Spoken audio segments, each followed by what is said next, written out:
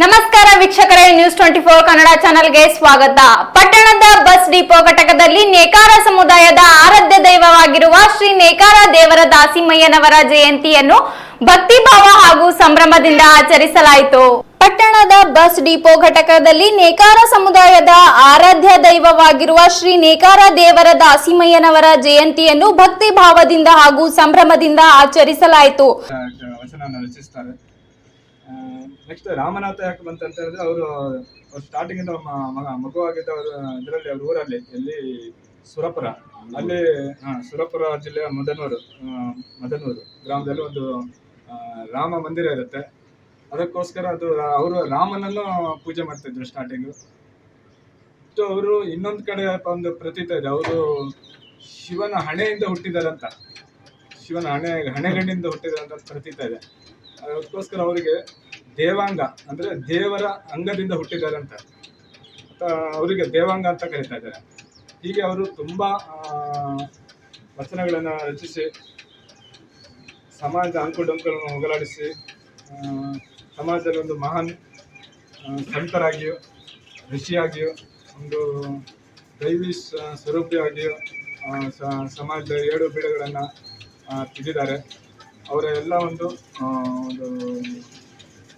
ಅವ್ರು ಏನು ನಮ್ಗೆ ಹೇಳಿಕೊಟ್ಟಿದ್ದಾರೆ, ಅವರ ಮಾರ್ಗದರ್ಶನ, ಅವರ ಒಂದು ವಚನದಲ್ಲಿ ಏನೇನು ಹೇಳಿದ್ದಾರೆ ಅದನ್ನು ನಾವು ದಿನನಿತ್ಯ ಜೀವನದಲ್ಲಿ ಅಳವಡಿಸಿಕೊಳ್ಳೋಣ ಅಂತ ಹೇಳ್ತಾ ಅವಕಾಶಕ್ಕಾಗಿ ವಂದಿಸ್ತಾ ನನ್ನ ಮಾತನ್ನು ದೇವರ ದಾಸಿಮಯ್ಯ ಜಯಂತಿಯನ್ನು ದೀಪದಲ್ಲಿ ಆಚರಿಸ್ತಾ ಇದ್ದೀವಿ. ಇವರ ಒಂದು ಸಣ್ಣ ಪುಟ್ಟ ಪರಿಚಯ. ದೇವರ ದಾಸಿಮಯ್ಯ ಕರ್ನಾಟಕದ ಪ್ರಸಿದ್ಧ ಸಂತಕವಿ ಮತ್ತು ಸಮಾಜ ಸುಧಾರಕ ಇದ್ದ ಇವರು 10ನೇ ಶತಮಾನದಲ್ಲಿ ಸುಮಾರು ಕ್ರಿಸ್ತಕ 900ರಿಂದ 1000 ಜನಿಸಿದ್ದಾರೆಂದು ತಿಳಿದು ಬಂದಿರುತ್ತದೆ. ಇವರು ಶಿವಭಕ್ತರಾಗಿದ್ದು ದೇವಾಂಶೇಶ್ವರ ಧರ್ಮದ ಪ್ರಮುಖ ಅಧಿಕಾರದಲ್ಲಿ ಒಬ್ಬರಾಗಿರುತ್ತಾರೆ. ದಾಸಿಮಯ್ಯವರು ತಮ್ಮ ವಚನಗಳ ಮೂಲಕ ಸಮಾಜ ಸಾಮಾನ್ಯತೆ, ಸತ್ಯ ಹಾಗೂ ಶ್ರಮದ ಮಹತ್ವದ ಸಾರಿ ಇವರ ಜೇಡರ ನೂಲಿನ ಕೆಲಸ ಮಾಡುವರು ತೃಪ್ತಿ ಹೊಂದಿದ್ದರು. ಜೇಡರ ದಾಸಿಮಯ್ಯ ಎಂದು ಕರೆಯಲ್ಪಟ್ಟ ತಮ್ಮ ಕೆಲಸವನ್ನು ದೇವರ ಸೇವೆ ಎಂದು ಪರಿಗಣಿಸಿ ಕಾಯಕಗಳ ಪ್ರಚಾರ ಮಾಡಿದ್ದರು. ಅವರು ಬರೆದ ವಚನ ಸರಳತೆ ಭಾಷೆಯಲ್ಲಿ ಇದ್ದು ಜನಸಾಮಾನ್ಯರಿಗೆ ಸುಲಭವಾಗಿ ಅರ್ಥವಾಗುವಂತಿದ್ದವು. ಜಾತಿ ಭೇದ, ಸಮಾನತೆ ಮತ್ತು ಅಂಧಶ್ರದ್ಧೆಗಳಿಗೆ ವಿರೋಧ ವ್ಯಕ್ತಪಡಿಸುತ್ತಿದ್ದರು.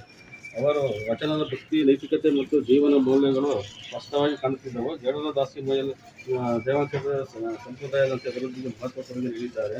ಅವರ ಉಪದೇಶಗಳು ಇಂದಿಗೂ ಜನರಿಗೆ ಮಾರ್ಗದರ್ಶನ ನೀಡುತ್ತವೆ. ಈ ನಮಸ್ಕಾರ. ಮತ್ತು ಹಾಗೂ ಡಿಪೋದಲ್ಲಿ ಡಿಪೋ ಮ್ಯಾನೇಜರ್ ಎಲ್ಲ ಹೊಂದಿಸಿ ಮಾಡಿ ಅಂತ ನಮಗೆ ಕರೆ ಕೊಟ್ಟಿದ್ದೀವಿ. ಅದರಿಂದ ನಾವು ಜೇಡರ ದಾಸಿಮಯ್ಯ ಮಾಡುತ್ತೇವೆ. ಅವ್ರಿಗೂ ಸಹ ಡಿಪೋದ ಎಲ್ಲರ ಪರವಾಗಿ ಡಿಪೋ ಮ್ಯಾನೇಜರ್ಗೆ ಧನ್ಯವಾದಗಳನ್ನು ಅರ್ಪಿಸುತ್ತೇವೆ.